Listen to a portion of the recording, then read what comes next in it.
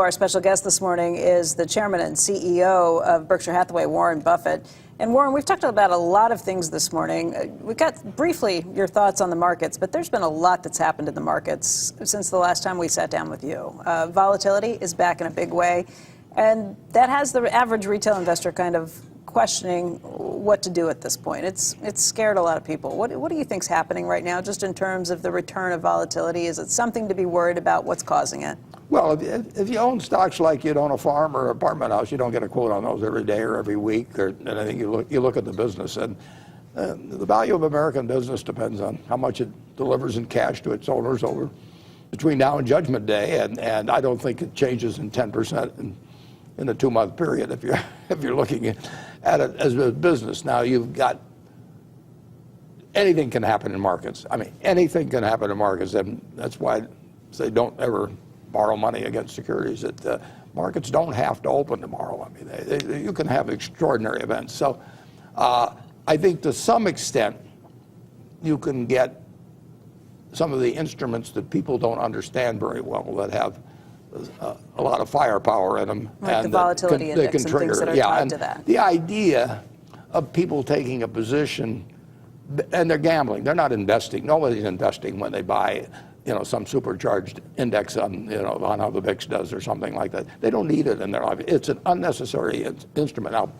Now, they will create instruments that the public will buy, and you can just count on that. Wall Street's been doing that since they met under the Buttonwood tree in 1792 or whatever it was on the exchange.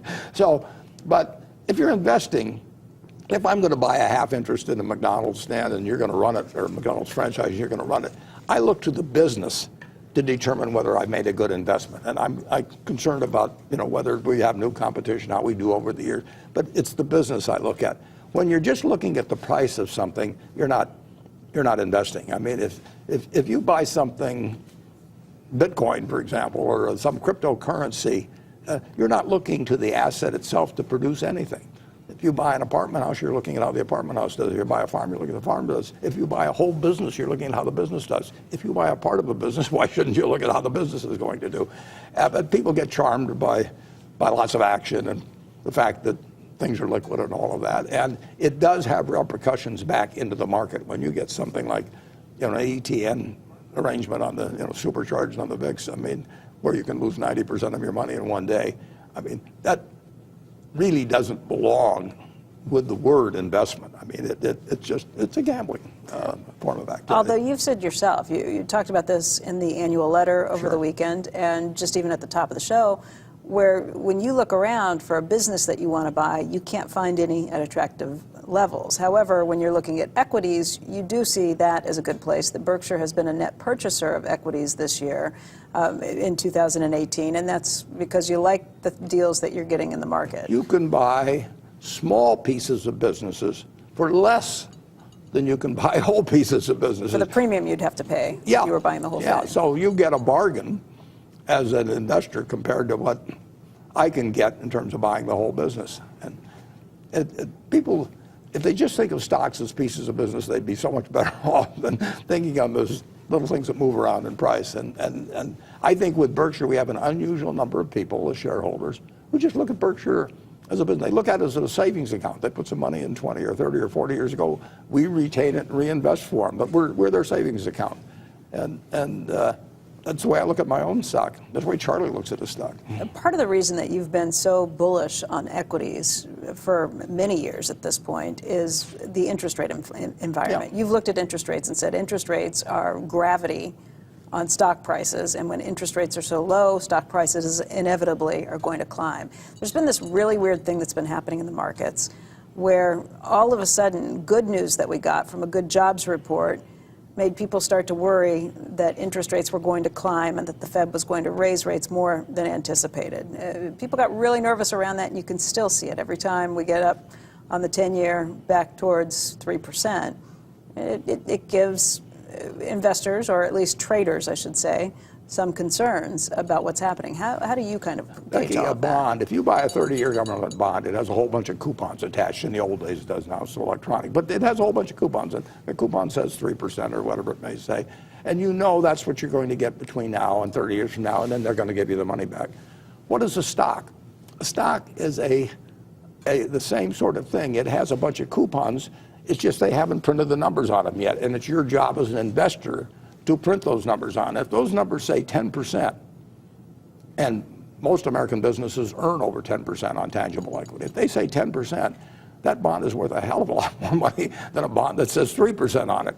But if that government bond goes to 10%, it changes the value of this equity bond that, in effect, you're buying. You are buying, when you buy an interest in General Motors or Berkshire Hathaway or anything, you are buying something that over time is going to return cash to you. Maybe a long time in terms of Berkshire, but it'll be bigger numbers.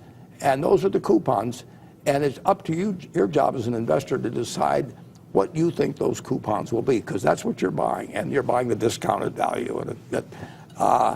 And the higher the yardstick goes, and the yardstick is government bonds, the less attractive these other bonds look. And that's just fundamental economics. So in 1982 or 3, when the long government bond got to 15%, a company that was earning 15% on equity was worth no more than book value under those circumstances, because you could buy a 30-year strip of bonds and guarantee yourself for 15% a year. And a business that earned 12% was a subpar business then.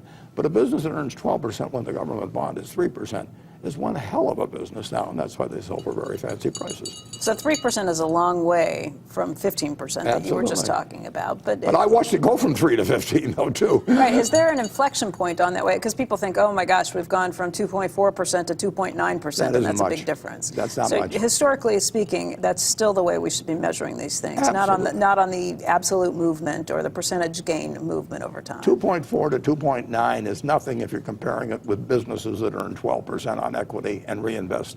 And the S&P, you can just look at the figures for decades, has earned on tangible equity. It's earned a lot more than that, and it translates into higher prices than it should. Is there a tipping point along the way, or is it a gradual decline in terms of Nobody knows. Yeah, but it is gravity. I mean, if you told me interest rates were going to be 15% next year on long bonds, there's a lot of equities I wouldn't want to own now, and I would buy a lot of governments at 15, and I kind of wish I had it in 1982, but I didn't. If I told you that the long bond was going to trade at 4.5% to 5% next year, it makes a difference. But it's been idiotic to own long bonds during the last. I talk about this in the report in terms of it's just been idiotic, and big public pension funds and all that, they sat there and they own bonds. Now, they may have bought them on a 4 or 5% basis, but if they go to a 3% basis, they're selling way above par. The way people think about it is they do some very silly things. I mean, you lay this out in the annual report, but a lot of investors are told, retail investors are told, that they should have a certain percent of their portfolio in bonds. Maybe they're told 60-40, maybe they're told 70-30 stocks to bonds. That's something that you should do, and that's the safe way of doing it. What are they missing? Some people should not own stocks at all because they just get too upset with price fluctuations. If you're going to do dumb things because your stock goes down, you shouldn't own a stock at all. No, I mean, what are dumb things? Selling a stock? Yeah, selling a stock because it goes down. I mean, if you buy your house at $20,000 and somebody comes along next day and says, "I'll pay you 15," you don't sell it because the quote's 15. You look at the house or whatever it may be. But some people are not actually emotionally or psychologically fit to own stocks. But I think more of them would be if you get educated on what you're really buying, which is part of a business. And the longer you hold stocks, the less risky they become. Whereas the longer the maturity of a bond, the more risky it becomes. Do you feel like that's a message that is getting through to people? It's one that you repeat again and again. And I always feel like I was watching a lot of the Olympics, and I felt like what they do in the Olympics is so easy. These guys sailing through the air and doing massive spins on the ice and turns. And then I read your annual letter and I think, oh, it's really easy to invest. And then I walk away and realize it's not that easy. It's not easy psychologically for many people, but I've been teaching since I was 21. I taught my first class on investments, and I had a class last week with 11 schools, 220 students, and some of them get it and some of them don't. People would rather gamble. I mean, the idea that you can double your money in 6 months, that's just going to It's why people go to the races, why they go to Vegas, whatever it may be. They even know the odds are against them, and they still do it. I mean, it's a strong instinct to want to get rich fast, and I don't know how to do it.